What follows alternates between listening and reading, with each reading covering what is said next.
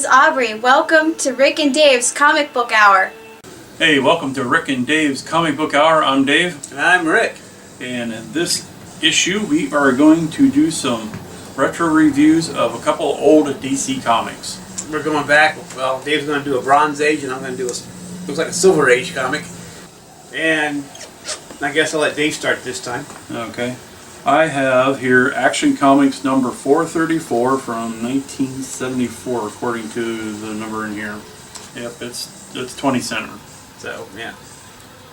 So anyway, I picked this up for I don't know, $1 at one of the sales I went to a while back. Read it, and mostly I picked it up because Superman's in a dentist chair, and you just don't see that every day. I thought that looked pretty silly, so I went ahead and picked it up. But you wouldn't think that he would have to go to the dentist. Yeah, so I was like, what the heck's he going to the dentist for? So anyway, I was reading the story, and it's just kind of a comical, I guess, standard story for that time period. And Superman's, of course, flying around saving people and throwing bad guys in the back of cop cars and stuff like that. And he goes to work as Clark Kent, and somebody pulls a prank on him, and he gets a jolt from a toy gun, and everybody thought that was funny. And then somebody left some candy, brought a box of candy in for him, and Lois told him about it. So he's like, oh, chocolate covered cherries, I think I'll have one. As soon as he bites into it, he gets this like crazy toothache, which is totally unusual for Superman. You know, he's like, as 1974 Superman, he's like invulnerable to everything. He's at his most powerful still, yeah. right? Before they depowered him. Yeah. Right, yeah, I see. Yeah, so, you know, there is like nothing that can hurt Superman and so on and so The forth. Kryptonite was the only thing, right? Yeah. But this is it. This is him as the ultimate version of ultimate power, anyway. And so that's really weird. So Lois takes Clark to a dentist just happens to be across the street or down the street from the Daily Planet. Goes in there and this nurse is in there, and they take him back to the thing to see the dentist, and Lois noticed that, boy, this nurse looks an awful lot like the lady who delivered the chocolate.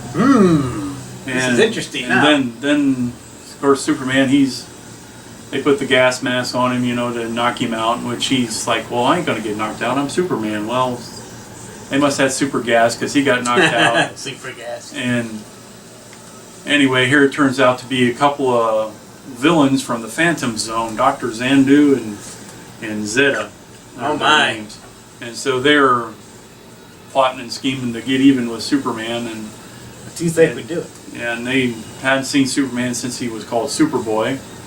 And they escaped the Phantom Zone through some crack in the zone or something at one point. And so anyway, basically the story was they were just letting him know that they're still around and they're going to get him whenever they feel like it. Oh, so this is like a warning? Yeah, basically as a warning. They didn't really hurt him other than with the toothache thing, and just let him know that hey, we're here and you better watch your back? Wow. Basically, that was it. So it was an interesting little story. And then they have a backup story with Green Arrow. Oh. And we got some Xantana's Double Identity. And so that was a cool little backup story, and won't go into detail on that, so I don't want to give everything away.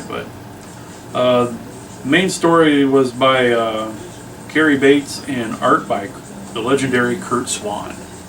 So. And you got that for $1? I got that for $1 at one of the sales here. For $1 too, isn't it? Oh yeah, that's what I thought. And Curt Swan artwork? Holy crap. Yeah, Curt Swan artwork, and so that was the other kind of thing I thought. You know, I had a buddy in college who just thought Curt Swan was like the ultimate artist, and he's definitely one of those guys that is up there because he drew Superman for like ever. Well, who's your ultimate Superman artist then? My ultimate Superman artist? Or do you have one yet? I don't know if I have one. I really like John Byrne's reinterpretation of him when they did the reboot in the late 80s. Okay. And I always thought that was a cool looking Superman. And I didn't grow up with this Curt Swan Superman like my buddy did from college. I see, right. So, you know, I didn't have quite that awe at the time. And but I do, really enjoy Curt Swan's style and everything and whatnot. But so that was a fun little story. Got it for $1. And so if you find some cool old Action Comics, pick them up. That's pretty interesting for a book in the 70s. Usually they weren't that crazy. They were wacky like this back in the Silver Age, which we'll talk about here in a second. But interesting that all that just to get him to the dentist. I mean, you know, they could. Yeah, they couldn't. They could have done anything to get him, you know, to get the explosion warning somewhere, but yeah, no. they could have give him a warning some other way, but they decided to go this elaborate route of, you know, contaminated chocolates and the whole bit. So yeah, it's a fun story. So I'm gonna have to read that then if it's a fun story. Yeah, and then you can get 6 LPs or 5 tapes for only 99 cents. Yep. I mean, But how can you beat that? I mean, yeah, I mean. Anyway, yeah, it's just got the cool ads in it and everything. So That's when they had cool ads in the books. That was awesome. So what you gonna share with us, Rick? Oh well, I read Showcase number 63, featuring the Inferior 5. Now this is DC. This is a DC's version of a parody of a super team, and the Inferior 5 is right here. I think this is the first appearance of the Inferior 5.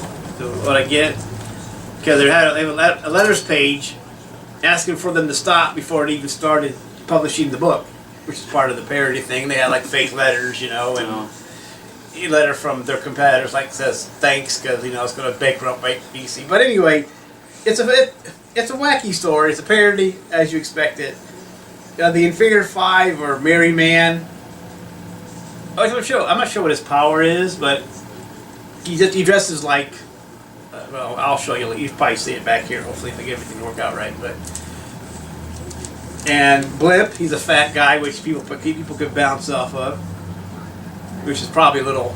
This book is probably not the most PC book you're going to read. I mean, this is back in the '60s, so I think it was '67 or '68. 66. 66. So yeah, you're going to find some things that aren't very PC in this book, but still funny. And we have Awkward Man, which. You know, he's awkward, he trips a lot, full of blunders and stuff, so he's that's his power. And we have White Feather, who's an archer type person. And then we have Dumb Bunny. She's a blonde.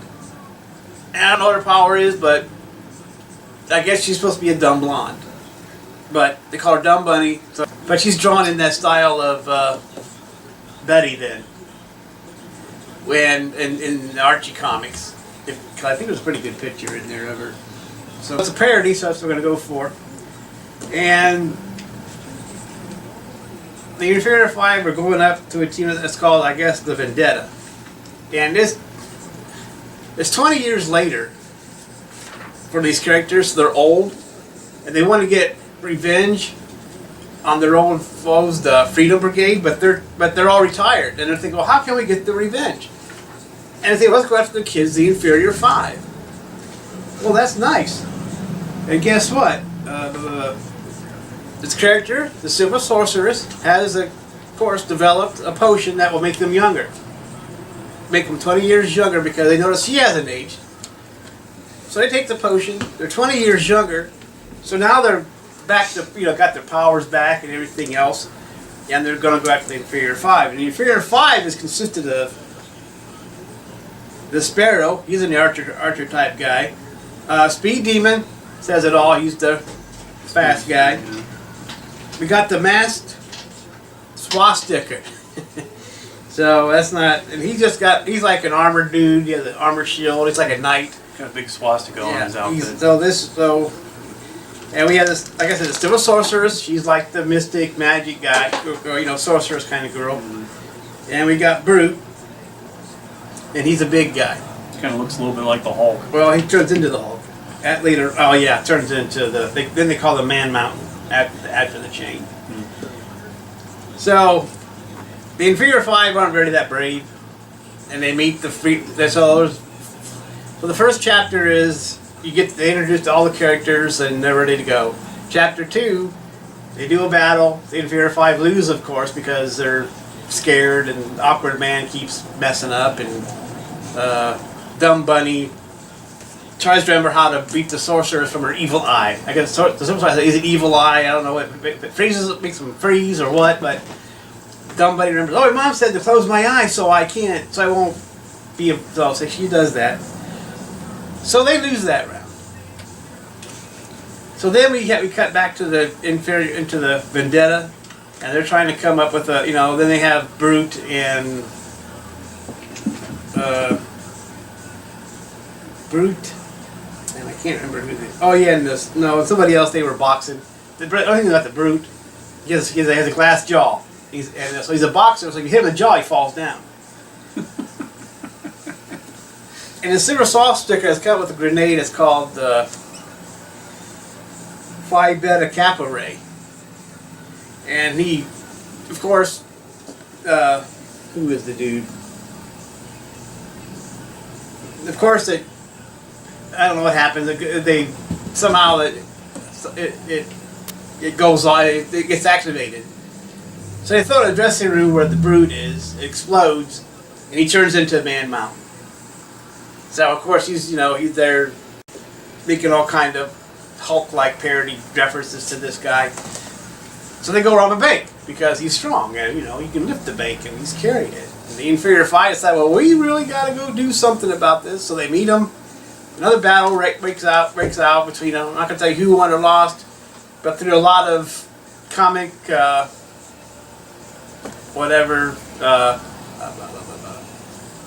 comic sticks or something. Yeah, comic sticks and stuff. And gosh, I can't remember what's going.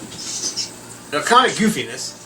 They beat them, and Man Mountain turns back into the regular dude, and so they all go to jail. But I think Awkward Man does a lot of stuff that helps them win, and by doing some comic slapstick and stuff, they. I wasn't going to tell you who won, but it's just. He gave it away. I gave it away. Oh my gosh! But I think I got this one too for $1 somewhere, and it's a fun read. I mean, it's kind of dated. Some of the humor is too, but it's still a fun read. And like in Dave's book, it has the fun ads. The ads that you can see some silly. Yeah. 1966. Yeah. I mean, we got Daisy BB guns on the back here. Yeah. We have firearms now, baby, in the back of your comics. Oh yeah. Didn't dare have that. We're ready to go. And big ads for Batman comic and stuff. Yeah. But there's a lot of funny stuff. So if you can find this book for $1 or so, a little more, I think you'd like it. If you like parody type stuff, and plus you like Silver Age craziness, this is it. I mean, this is. Oh yeah, and it's really good shape. This copy he's got too. I mean, there's no yellowing and there's no beat up pages or anything inside here. So, I mean.